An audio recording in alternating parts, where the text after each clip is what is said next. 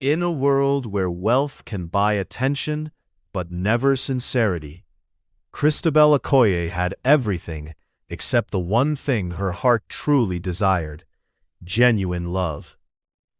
Surrounded by admirers who saw her status before her soul, she chose an unthinkable path: to step down from privilege and become invisible.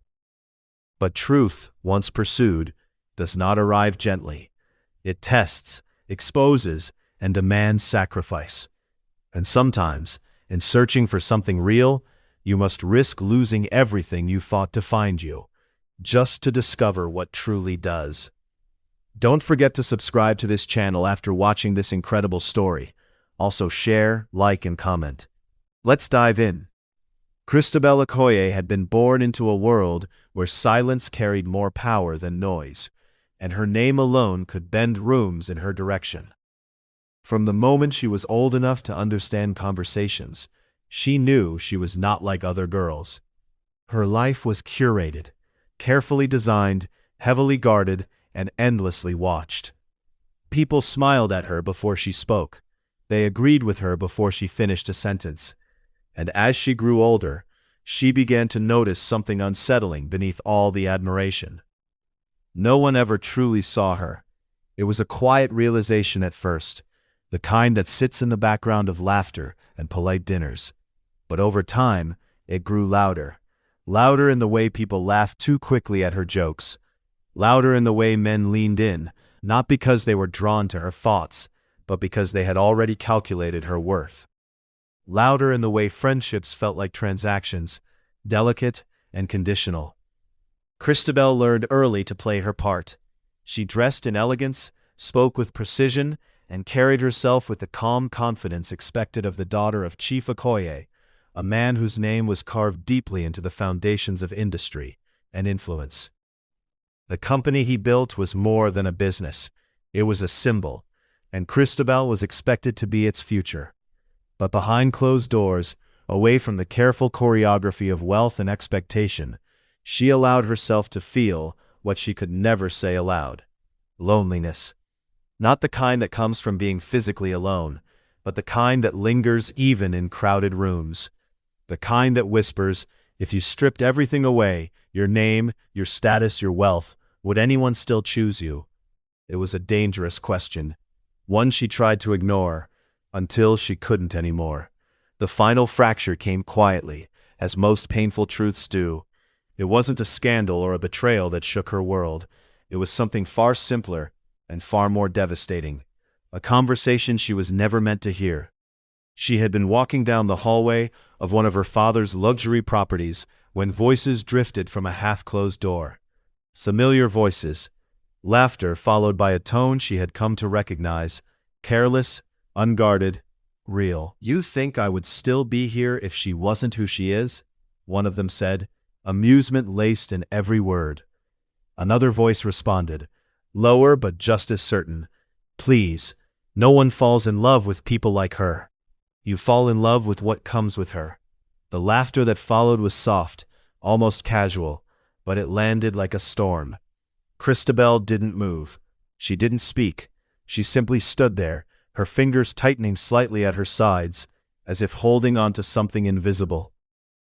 In that moment, something within her shifted, not dramatically, not loudly, but deeply, because, for the first time, the thought she had been avoiding was no longer a question, it was an answer. She walked away before they could notice her. Her steps were steady, measured, unchanged. But inside, something fragile had cracked open, and the truth poured in without mercy. That night, she sat alone in her room, surrounded by everything most people spent their lives chasing: comfort, beauty, security. Yet none of it reached her. None of it filled the space that had suddenly become impossible to ignore. She stared at her reflection for a long time. The woman looking back at her was composed, elegant, untouchable.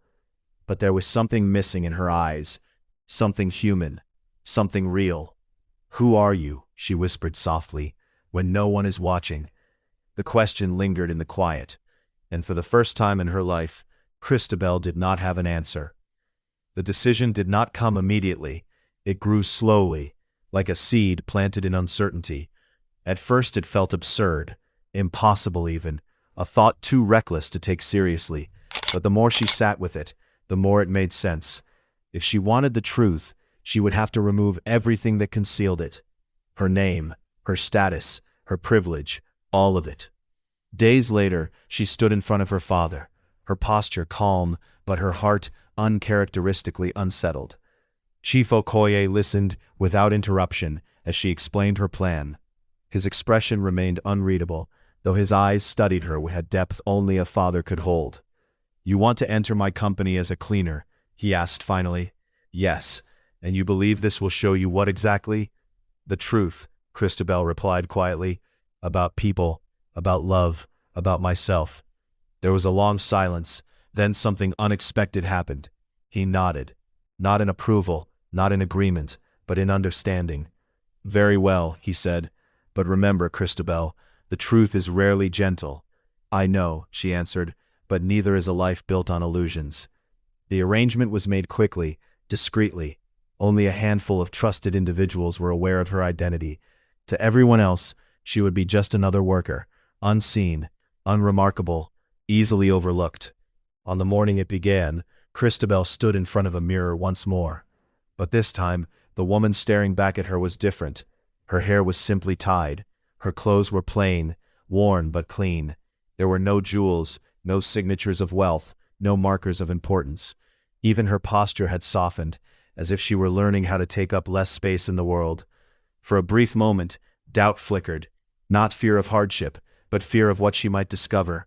Then she exhaled slowly and stepped away from the life she had always known. The company building stood tall and imposing, a structure she had entered countless times through grand doors and private entrances. But today, she approached it from the back. No one greeted her. No one opened doors. No one looked twice. She signed in under a different name, collected her cleaning supplies, listened to brief instructions that were given without care or ceremony. And just like that, Christabel Okoye disappeared. In her place stood someone else, someone ordinary, someone invisible. As she pushed her cart down the hallway for the first time, the sound of her footsteps echoed softly against the polished floor. Employees passed by without a glance. Conversations continued without pause. The world moved around her, untouched by her presence. And yet, something within her stirred. Not sadness, not regret, but something quieter, something unfamiliar. Freedom. For the first time in her life, Christabel was not being watched, measured, or expected to be anything more than what she appeared to be. And in that quiet anonymity, she felt it, a fragile, uncertain hope, that somewhere within this unseen world, beyond titles and wealth, there might exist something real enough to find her, without knowing who she was. The first few days passed in a rhythm so unfamiliar that it almost felt unreal. Christabel moved through the building quietly, her presence blending into the background like a shadow no one cared to trace. The floors she polished reflected people who never looked down. The desks she cleaned held conversations that stopped just short of acknowledging her existence. It was not cruelty, not exactly. It was something colder. Indifference. At first it unsettled her. She had spent her entire life being noticed. Even when she wished to disappear, she never truly could. But here, in the quiet anonymity of a cleaner's uniform, she discovered what it meant to be unseen. It was not dramatic or painful in the way she expected. It was subtle, gradual, a slow erasure of presence. And yet beneath that erasure, something else began to form. Clarity. People revealed themselves differently when they believed no one important was watching. She noticed the receptionist who smiled brightly at executives, but barely concealed her irritation when speaking to junior staff. She noticed the manager who spoke loudly about fairness in meetings, but quietly dismissed ideas from those he considered insignificant. She noticed the way laughter changed depending on who entered the room. It was a world she had always been part of, but never from this side. Then there was him. She noticed him before she knew his name. It was a small thing, really, a moment so ordinary that anyone else might have missed it. She had been cleaning a corridor late in the afternoon when a group of employees passed by, deep in conversation. Their voices filled the space, their footsteps quick and purposeful. All except one. He slurred down, just slightly. Not enough to draw attention, but enough to step around her cart instead of brushing past it. Enough to make sure she had space. Enough to glance, briefly, respectfully, in her direction. "Sorry," he said. The word was simple, casual, unremarkable, but it stayed with her. Not because of what he said, but because of how he said it. Like she existed. Like her presence mattered. Christabel watched him walk away, something quiet and curious settling in her chest. It wasn't until a few days later that their paths crossed again. She had been assigned to clean one of the offices on the 3rd floor, a space that bore the marks of someone who worked more than they rested. Papers were neatly stacked, but clearly used. A coffee mug sat half-forgotten near the edge of the desk. There was a quiet order to the room, but not the polished perfection of someone trying to impress. As she moved about, carefully dusting and arranging, the door opened.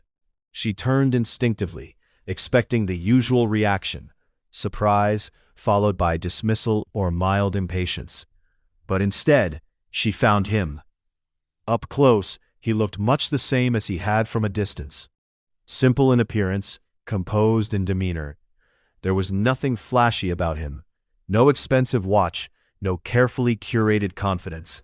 Just a quiet steadiness that seemed to settle into the room with him. "Oh," he said, pausing slightly.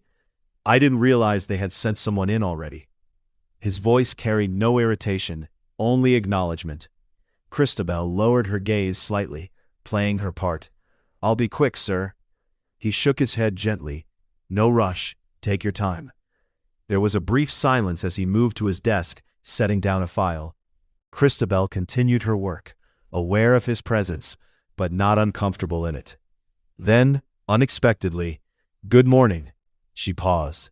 For a moment she wasn't sure she had heard correctly. People didn't greet her, not here, not like this. Slowly she looked up. "Good morning," she replied.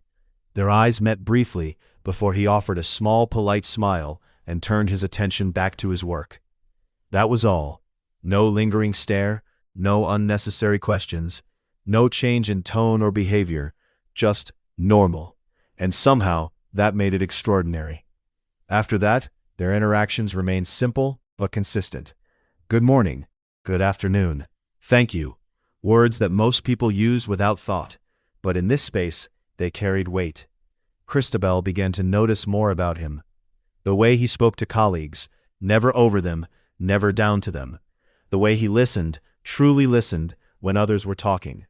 The quiet focus he carried into his work, as if what he did mattered beyond recognition or reward. And then there were the small things. One afternoon, she struggled with a wheel on her cleaning cart that refused to turn properly. It dragged awkwardly across the floor, slowing her down, drawing the kind of attention she preferred to avoid. She had almost given up, deciding to manage it as it was, when he appeared. He didn't ask many questions, didn't make a show of helping. He simply crouched beside the cart, examined the wheel, and adjusted it with practiced ease. "It should be fine now," he said, standing up. Christabel blinked, caught off guard. "Thank you." He nodded once, "You're welcome," and then he left. No expectation, no conversation stretched beyond necessity. Just a quiet act of kindness, given and gone. It lingered with her long after. Days turned into weeks, and without realizing it, Christabel found herself anticipating the moments their paths would cross. Not with excitement, not with anything she could easily name, but with a subtle awareness that her day felt different when it included him. She began to observe him more closely, not in a way that drew attention, but in the careful, silent way she had learned since stepping into this world. His name, she discovered, was Tunde. He was not among the most powerful in the company, not the loudest, not the most noticed, but there was something about him that stood apart. He moved through the same world as everyone else, yet remained untouched by its performative nature. He did not shift his personality depending on who stood before him. He did not measure people by what they could offer him. He simply was. And that unsettled her. Because for the first time since she had stepped into this experiment, Christabel felt something she had not planned for. Interest. Genuine, unguarded interest. It wasn't based on charm or status or the careful games she had grown accustomed to. It came from something quieter, something real. One afternoon, as she finished cleaning his office, he looked up from his work. "You've been here a while now," he said. She nodded slightly. "Yes." He hesitated, as if choosing his words carefully. "It can be tiring, I imagine." Christabel considered the question. It was simple, but it held a kind of awareness she hadn't expected. "A little," she admitted. He nodded. "Still, it's honest work." The words settled between them. Honest. Christabel felt something shift again, deeper this time. Because in all her life, surrounded by wealth and ambition and carefully constructed success, she had rarely heard work described that way. Not as a means to an end, not as a symbol of status, but as something with its own quiet dignity. She looked at him then, really looked, and in that moment something within her became certain. Tunde did not see her, not her name, not her wealth, not the life she had left behind. He saw only what stood before him, and instead of diminishing her, it made her feel for the first time truly present. And perhaps that was what drew her in the most. Not that he noticed her, but that he didn't need to. What began as small passing exchanges slowly found its way into something neither of them named. It didn't happen all at once. There was no single moment that marked the shift. Instead, it unfolded quietly, through pauses that lingered a little longer, through conversations that stretched just beyond necessity, through a growing ease that neither of them questioned too closely. Christabel was careful. Every word she spoke was measured, every detail she revealed about herself trimmed down to fit the life she had chosen to wear. She had built a version of herself that was simple, believable, unremarkable. A woman from a modest background, a woman with responsibilities, a woman whose dreams were small enough not to invite suspicion. And yet, despite all her caution, something real kept slipping through. It showed in the way she listened when Tunde spoke. Not politely, not out of obligation, but with a quiet attention that made his words feel heavier, more meaningful. It showed in the way she asked questions, not to fill silence, but to understand. Tunde noticed, not the disguise, but the depth. "You don't talk like most people here," he said one afternoon, leaning back slightly in his chair as she finished arranging the files on his desk. Christabel paused. "How do most people talk?" He smiled faintly, like they're always trying to be heard. "And me?" He studied her for a brief moment, thoughtful rather than suspicious. "Like you're trying to understand." The words lingered. Christabel turned away, not trusting herself to respond too quickly. Because what he had seen, what he had named so simply, was not part of the role she had created. It was her, and that frightened her more than she expected. Days passed, and the distance between them continued to narrow, not physically, but emotionally. Conversations that once began and ended with greetings slowly deepened into shared thoughts, quiet confessions, and moments of unexpected honesty. Tunde spoke of his life in pieces, not dramatically, not as if he were telling a story, but in fragments that revealed themselves over time. He had not grown up with much. Everything he had achieved had come through effort, patience, and a kind of quiet determination that refused to bend under pressure. He did not complain about it, he did not glorify it, he simply carried it. "I used to think success would change everything," he admitted one evening, his voice calm but distant. "That once I got here, life would feel settled." "And it doesn't?" Christabel asked softly. He shook his head slightly. "It changes things, but not in the way you expect. You just start wanting different things." She watched him carefully. "Like what?" He hesitated, then answered with a quiet honesty that caught her off guard. Something real. The words settled between them, heavier than either of them acknowledged. Christabel felt it then, a subtle tightening in her chest, as if the truth she was hiding had suddenly grown too large to contain. Because everything about this, every conversation, every shared moment, was balanced on something fragile. A lie. Not spoken outright, but present all the same. And the more real it began to feel, the more dangerous that truth became. Still, she stayed. She told herself it was part of the experiment, that she needed to see it through, that this was exactly what she had come for.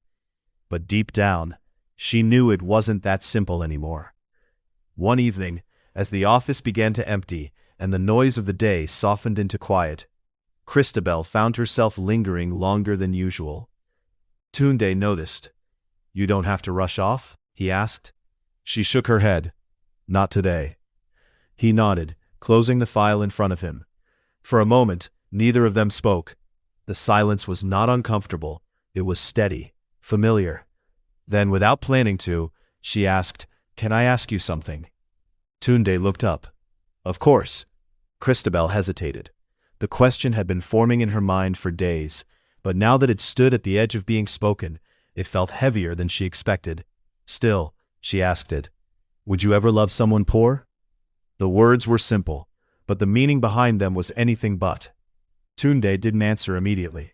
He leaned back slightly, considering the question in a way that suggested he was taking it seriously, not dismissing it as casual curiosity. Finally he spoke. "Love doesn't count money," he said quietly. "It counts truth." Christabel felt the words settle into her, deep and unyielding. Truth. She held his gaze for a moment longer than she should have, then looked away, her thoughts suddenly too loud to ignore. Because if that was true, if love was measured by truth, then what they were building stood on uncertain ground, and she was the one who had made it that way. Across the office, unseen by both of them, another pair of eyes had begun to watch more closely. Ada. She had noticed the shift long before either of them acknowledged it. At first it had been nothing, a cleaner spending a little too much time in one office, a few conversations that stretched longer than necessary. But Ada was not someone who overlooked details, and she was not someone who ignored what she wanted. Tunde had always been different from the others. That was what drew her to him in the first place. While others chased visibility and recognition, he remained steady, grounded, untouched by the usual distractions. And she had assumed, quietly but confidently, that it was only a matter of time before he noticed her the same way. Until now. Now, there was someone else. Someone who by all appearances had no place in his world, and yet somehow had found her way into it. Ada watched from a distance, as Christabel and Tunde spoke again the following day, their conversation soft, unguarded. Her expression remained composed, but something sharper moved beneath it. Jealousy, when left alone, does not remain passive. It observes, it calculates, it waits, and in that waiting, it begins to change shape, turning from quiet discomfort into something far more deliberate. Christabel felt it before she understood it, a shift in the air, subtle glances that lingered too long, conversations that paused when she entered a room. Nothing direct, nothing she could name, but enough to unsettle the fragile balance she had been holding on to. Still, she said nothing, because she had come here for the truth, and the truth, she was beginning to realize, was not something you could control. It unfolded on its own terms, and sometimes it arrived with consequences you were not prepared to face. As she walked through the hallway that evening, her steps slow, her thoughts heavy, one truth became impossible to ignore. What she felt for Tunde was no longer part of an experiment. It was real, and that made everything else far more dangerous. Because soon, the truth she had hidden so carefully would no longer stay in the shadows, and when it finally stepped into the light, it would either reveal something unbreakable or shatter everything they had built. The tension did not arrive all at once. It gathered slowly, like clouds that darken the sky long before the storm begins. Conversations shifted in tone. Laughter grew sharper, less warm. Eyes lingered where they once passed without notice. Christabel felt it in the way people looked at her now, not openly, not boldly, but with a quiet curiosity that unsettled the fragile space she had built for herself. Ada had begun to move differently. Where she had once ignored Christabel completely, she now watched, closely, thoughtfully, as though piecing together something that had not yet been fully revealed. And Christabel, despite her effort to remain composed, could feel the edges of her hidden world beginning to loosen. Still, she held on, because as long as the truth remained unspoken, there was still something left to protect. Tunde. Their conversations had grown softer in recent days, more careful, not distant, but aware, like two people standing at the edge of something neither of them had fully named. There were moments when Christabel almost told him, moments when the weight of her silence became too much to carry. But each time, something stopped her. Not fear of losing him, but fear of what the truth would mean, because if what they shared was real, then it had to survive the truth, and if it didn't, then perhaps it had never been real at all. The company's annual executive gathering arrived with a quiet sense of importance. It was not the kind of event Christabel would normally attend unnoticed. In her real life, she would have been at the center of it, welcomed, acknowledged, expected. But this time was different. She was not invited, at least not officially. The event was held in one of the company's grand halls, transformed for the evening into a space of elegance and controlled celebration. Lights softened the edges of the room. Conversations carried the polished tone of ambition and influence. Christabel had only intended to pass through, to complete her duties and leave. But fate, as it often does, had other intentions. She stepped into the hall quietly, her presence blending into the background as it always had. Her uniform marked her as invisible, someone who existed only to maintain the space, not to be part of it. For a brief moment, she allowed herself to observe. This was her world, the world she had stepped away from. The same faces, the same mannerisms, the same carefully constructed interactions. And yet, standing where she was now, everything looked different. Then, interesting. The voice cut through the air, sharp and deliberate. Christabel turned slowly. Ada stood a few steps away, her expression composed, but her eyes alight with something unmistakable. Recognition. "You've been very careful," Ada continued, her tone measured, almost admiring. "I'll give you that." Christabel said nothing. Around them, a few nearby conversations began to quiet, attention shifting subtly toward the unfolding moment. Ada stepped closer, but not careful enough. There was a pause, a breath held too long, and then she said it. Or should I say, Christabel Okoye. The name fell into the room like a stone into still water. The effect was immediate. Conversations stopped. Heads turned. Whispers began. Christabel felt it before she fully processed it. The shift in the room, the sudden weight of recognition pressing in from every direction. For a moment, time seemed to still, and then it moved all at once. Is that the boss's daughter? What is she doing in that uniform? The questions rose around her, overlapping, unstoppable. The anonymity she had lived in shattered instantly, and there was no pulling it back. Christabel stood still, her posture steady even as the world around her shifted. She did not deny it, she did not confirm it, she simply existed in the truth that had finally been forced into the open. Across the room, Tunde stood frozen. His eyes found her instantly, and in them, confusion, shock, and something deeper, something that hurt more than anything else, betrayal. He moved toward her slowly, as though each step required effort. "Is it true?" he asked, his voice low but unsteady. Christabel met his gaze. This was the moment she had imagined, feared, avoided, and now there was no escaping it. "Yes," she said quietly. The word was small, but it carried everything. Tunde exhaled, the sound barely audible, as if something within him had shifted out of place. "So, everything." He paused, searching for words that no longer felt sufficient. "Everything you told me, not everything was a lie, Christabel said quickly, the urgency in her voice breaking through her usual composure. What I felt, what I feel, that part is real. Tunde shook his head slightly, not in anger, but in disbelief.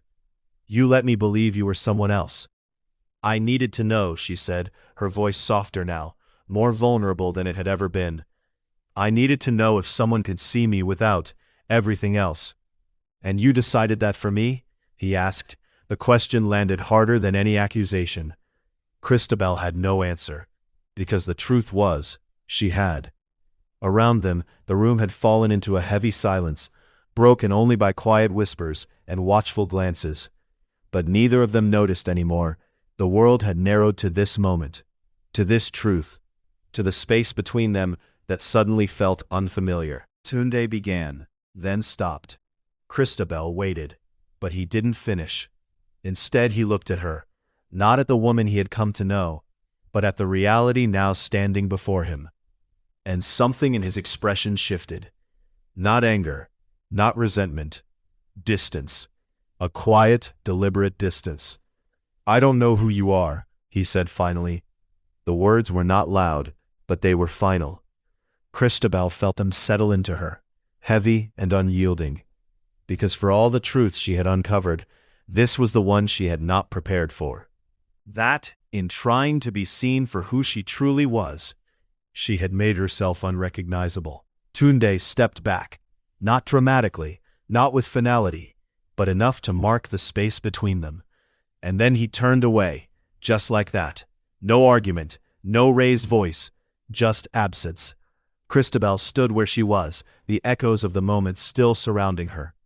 The room slowly began to move again, conversations returning, though softer now, more cautious. But she no longer heard any of it, because the one thing she had come here for, the truth, had revealed itself in a way she had not expected, not as clarity, but as consequence. And as she walked out of the hall, her steps steady, but her thoughts unraveling, one realization became impossible to ignore. Love built in disguise does not simply reveal itself when the truth emerges. It is tested, and sometimes it does not survive. It grounded her. I didn't lie about what mattered, she added, her voice quieter now, but I understand why it feels like I did. Tunde exhaled slowly, his gaze drifting for a brief moment before returning to her. I was angry, he admitted, not because of who you are, but because I didn't get the chance to choose what I believed. Christabel felt the truth of that settle deeply. You're right, she said. There was no defense in her voice, no justification, just acceptance. For a moment, neither of them spoke.